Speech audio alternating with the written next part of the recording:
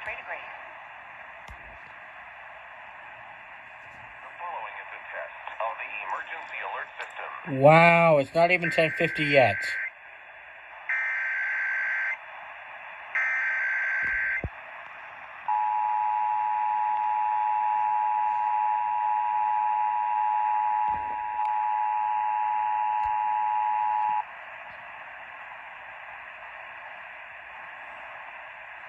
This is a monthly coordinated test of the broadcast stations and cable systems in your area. We are testing equipment that can quickly warn you during emergency. Had this been an actual emergency such as severe weather, earthquake, or evacuation, the alert tone would have been followed by official messages. This station serves the Utah operational areas. This concludes this test of the emergency alert system.